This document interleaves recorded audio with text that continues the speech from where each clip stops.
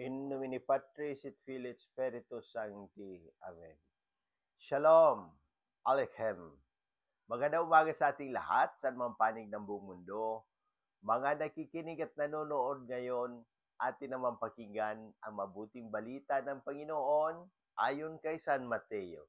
Glory to you, Lord Jesus Christ.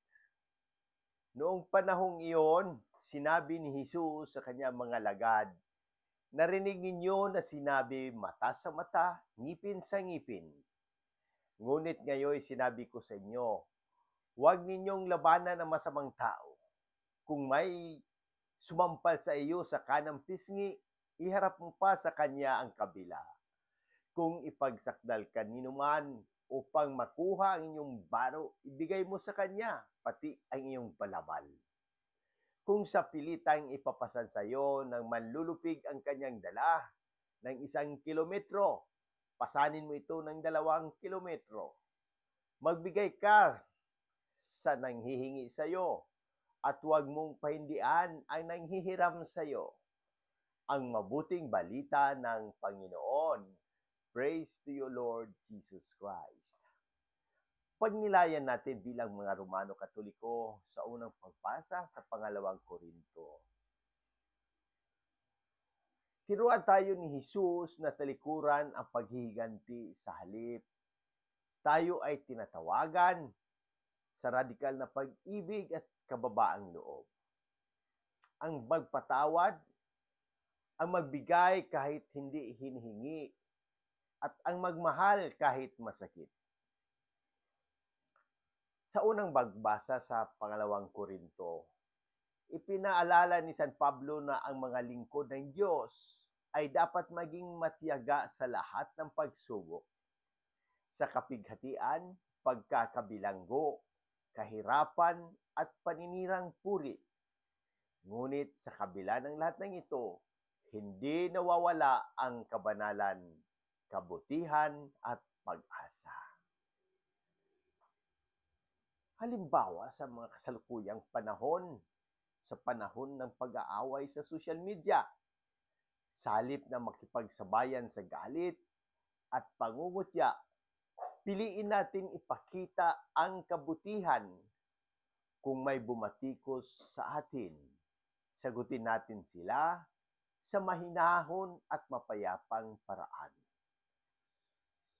Sa panahon ng kahirapan, maraming nawawalan ng trabaho, bahay o kabuhayan.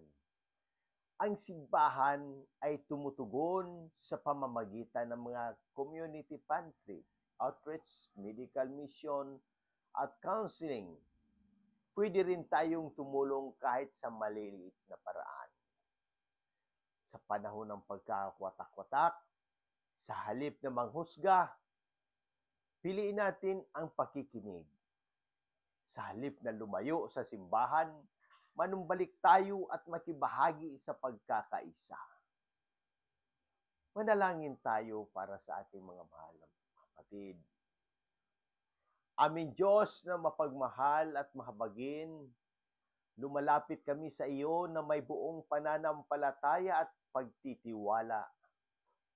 Ipinapanalangin namin ang agarang kagalingan ni na Obispo si Bantolo, Padre Vicente Gomez, Padre Boy Bautista, Padre Cesar Laurio, Padre Nathaniel Cañares, si Raymond Lawrence, lahat na may karamdaman sa buong sangkatauhan, aking buong pamilya, at lahat ng nanonood at nakikinig sa pagbabahagi ng aking salita.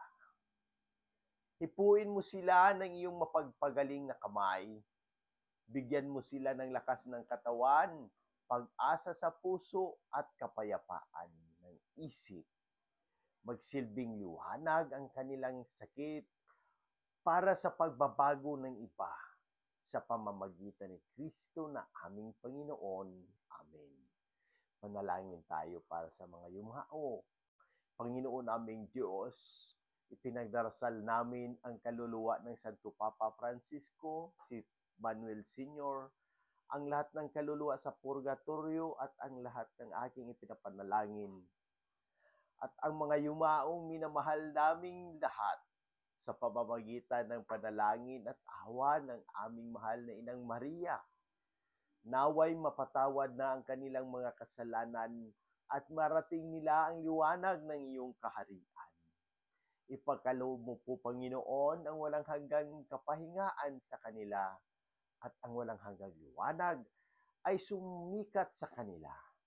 Naway sila'y mapaghinga sa kapayapaan. Amen. Paano natin itatama ang ating mga pagkakamali?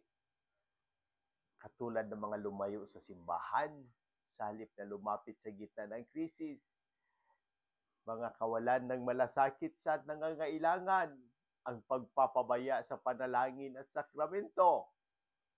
Ang tugon ng simbahan ay patuloy na pagdiriwang ng misa, online man o personal. Ang pagpapalaganap ng tulong sa mga nasalanta at mahihirap, ang pagpapalakas ng pagbabalik loob at pangungumpisal. Paano natin ito itama? Manumbalik sa sakramento ng kumpisal bilang tanda ng tunay na pagsisisi. Lumapit sa simbahan at makilahok sa mga gawaing panlipunan at espiritual.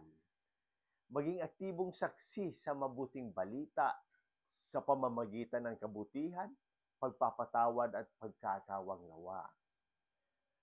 Ang ating mga referensya ay nagmula sa Mateo, ang pagtalikod sa paghihiganti, sa pangalawang Korinto, pagtitiis ng mga lingkod ng Diyos, Catechism of the Catholic Church, ang pagpapatawad, Gaudium et Spes, Vatican II, tungkulin ng Kristiyano sa mundo.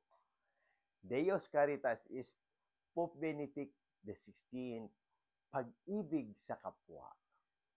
Sa muli, hinikayat ko ang lahat, Katoliko man o hindi, na magtanong at pagnilayan ang mensahe ng Ebanghilyong ito. Kung may mga katanungan kayo tungkol sa pananampalataya, ang ating simbahan o anumang aspeto ng ating buhay, bukas ang aking puso na sagutin ang mga ito.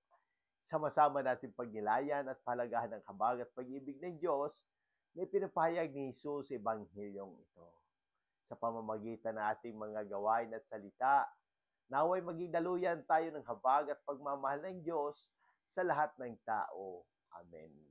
In nomine Patris et Filii et Spiritus Sancti. Amen. God bless!